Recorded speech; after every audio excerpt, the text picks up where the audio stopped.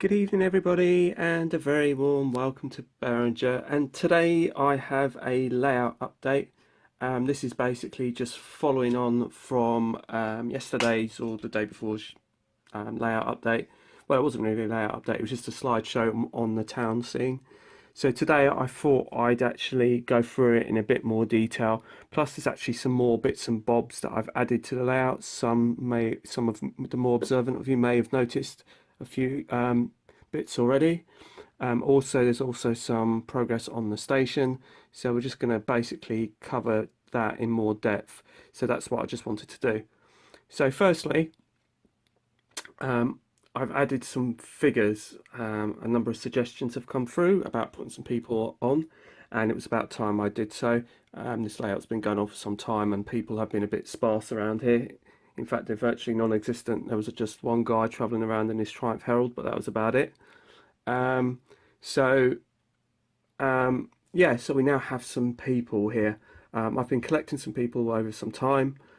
So although the layout hasn't been populated, I have had these figures for some time, just waiting to put them on. And since the town scene is virtually finished, I thought I'd start putting them on. I haven't put anybody on the station as I'm still working on that, so there won't be any people on that for a little while longer.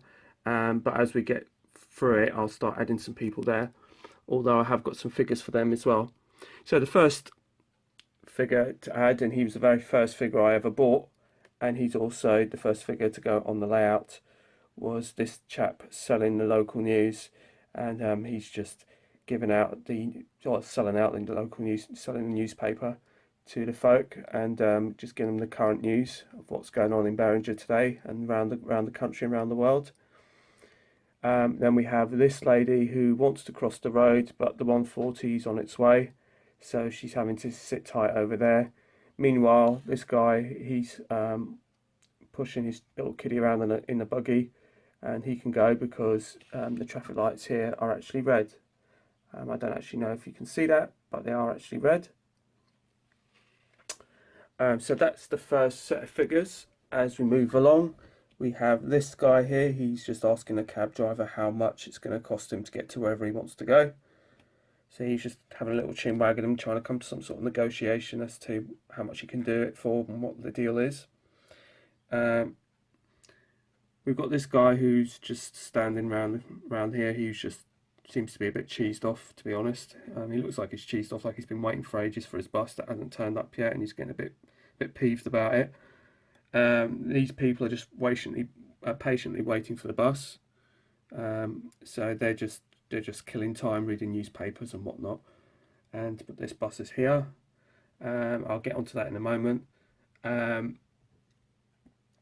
We have this lady here. She's just finished doing her shopping and she's just walking towards the bus stop. We've got these two who've just come out of Wilco's, and then after we've got Grandma, who's just gone into the post office to pick up her pension and to buy her stamps, and she's taken a little granddaughter with her. So that's basically the folk. Oh, plus we've got a couple of train spotters, but I've actually taken two out of the pack and used them as bus spotters instead. So here's one here, and here's one guy just sitting just here, just taking note of the numbers at ease. Other bits and pieces that have been added to the layout, we've added some benches, and back in the 80s we also had the public loos. Not that I ever used them because they weren't very inviting, even if I wanted to use them, to be truthful with you, from the ones that I'd seen. However, moving on, we have a burger van. Oops, sorry. Well, yeah, this one actually is a burger van. And basically for the bus drivers, if they haven't, since there's no McDonald's or KFC around here, they can just go to the burger van whilst they're waiting their stand time, which is where they've parked their buses over here. Also, we have a new taxi, which is the Yellow Pages one, so that's 4 now in the rank. I've got another one on its way. It's a Union Jack one, so that will be parked up behind there, and that will fill up the taxi rank nicely.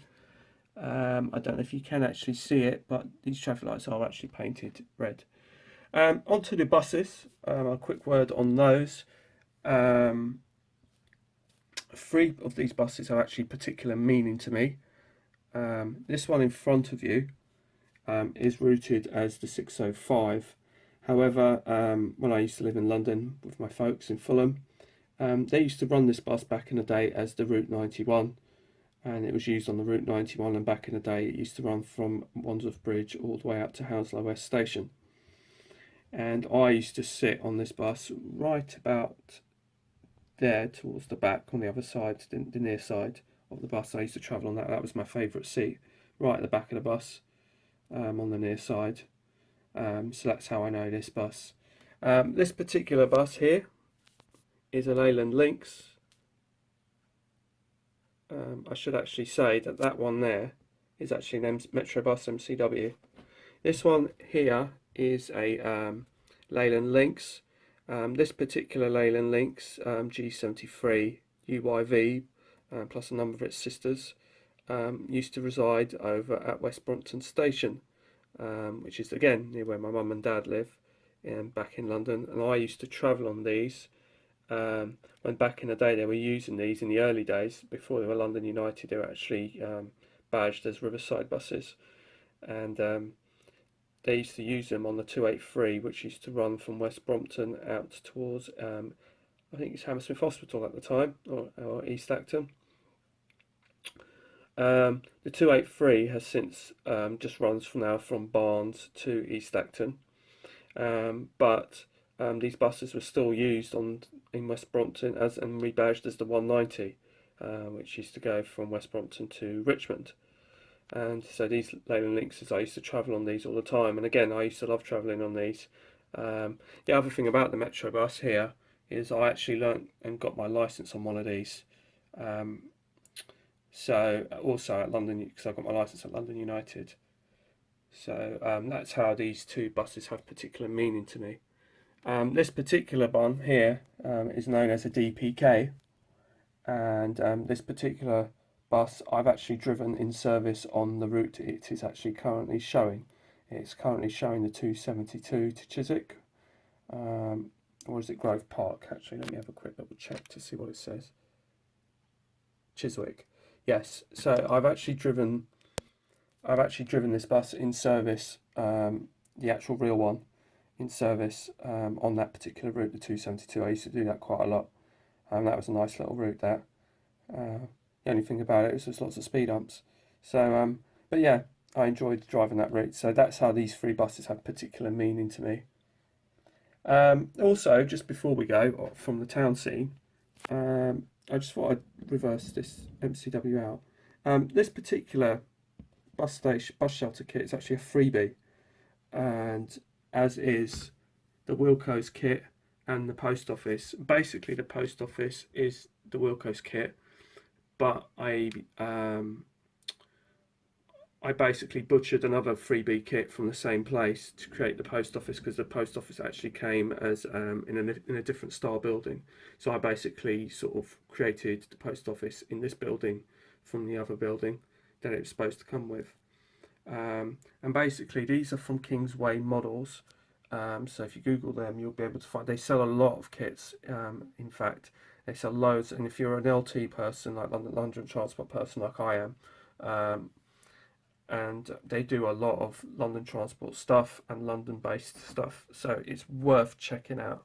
And they do all sorts of kits as well. So it's great. I don't know, I come across this video by pure chance on YouTube, about Kingsway Models. It was recommended or something. I thought, oh, that looks interesting. And I can't remember for the life of me who actually put it up, or whether it's Kingsway Models itself. The back scene I might be painting over or doing something with it, or I might put a new back scene on behind this bit here, like a clouds or whatever, and that will work a bit better. So it looks a bit odd at the minute, but I wasn't quite sure. I left it on there because I wasn't quite sure at the time how this was going to kind of work out. The Blockbuster video and the Woolworths I had over at the other end, but now this has become low relief. So it used to be it used to be a full building, now it's been cut down as a low relief. Also the ends have been chopped down, so they're actually narrower. Also just to try and get it to fit in this scene. So it works quite well, I think. What I was thinking of doing is getting another couple of printouts of this, and then use them as back scenes for that, just to make sure that the shops look like they're open. So that's kind of that from that point of view. The road markings also are all freehand. There's no stencils or anything like that. This is all what I come across in my daily life driving my buses and what I see on the roads, and I just did it all freehand. A top tip if you are thinking of doing it, it's the same sort of tip as making your own buildings. It's somebody said this to me, and I found it very useful. What is the worst that can happen? And that's what you kind of ask yourself if you're thinking about doing these things.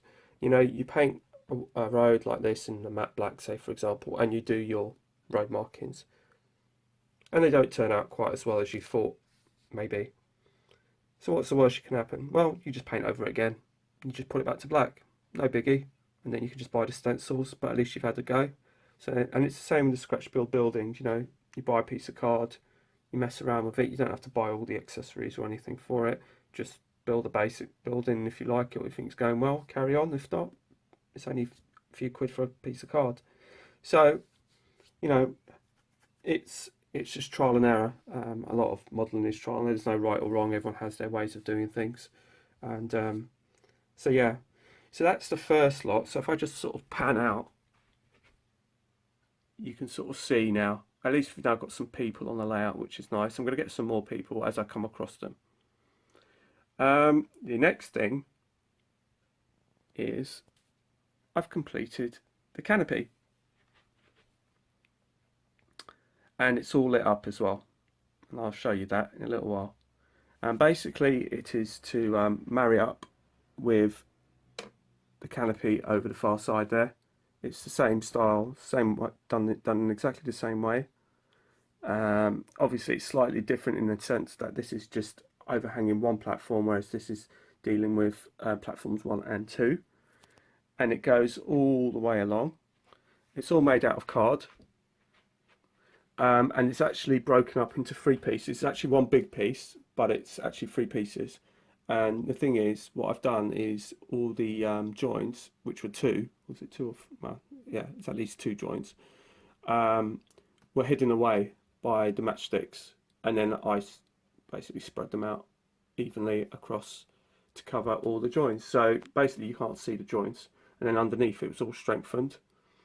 So that's what I've done. These bars here were the old ones from Morwood, and basically I've rebadged them and salvaged them and repainted them. And these are the seats. Then I've got some overhanging Berringer station signs. I have some destination boards. I have some platform numbering going on as well. So that's what I've done. I'll switch the lights on, and then you can sort of see how effective it is. I'll switch all the lights off. I mean, it's still quite light outside, so you won't get the full. But what I'll do is in a minute I'll switch it all off and try and give you as best view as you can. So I've done this all the way down. I've kept the building.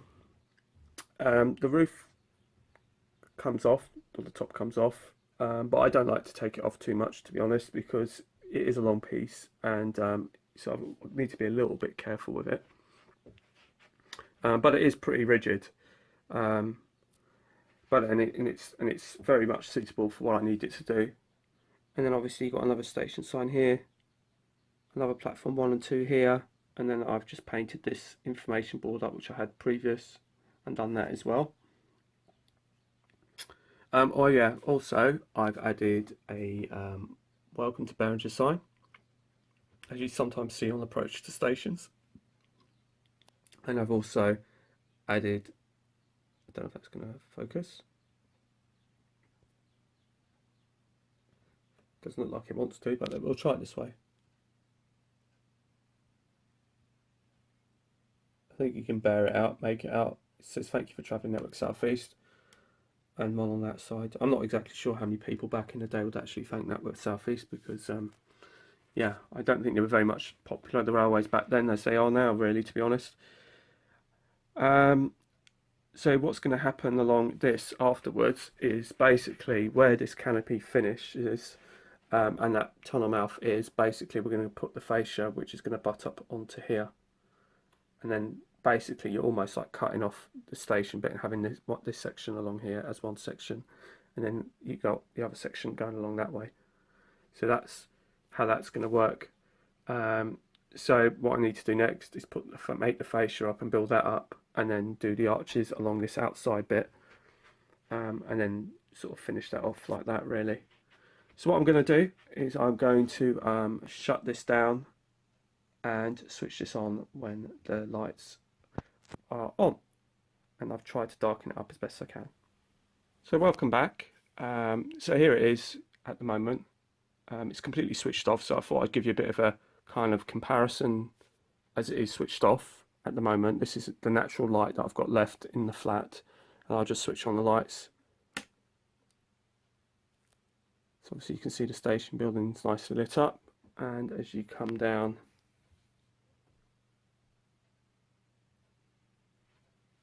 it's all lit up.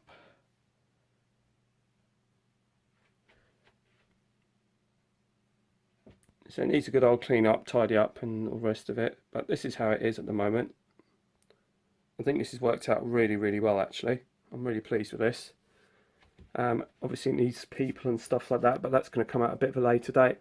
Now the reason why I wanted to do this section is because I did need to do the lighting now, because I wanted to do the arches here. It's going to be pillars and arches. But I needed to know how much light I was going to be able, because I wasn't quite sure how I was going to do the lighting, and how I was going to install it, and so I needed to work out how that was going to work out in case I needed to use the pillar and arch system to add additional lighting on this side.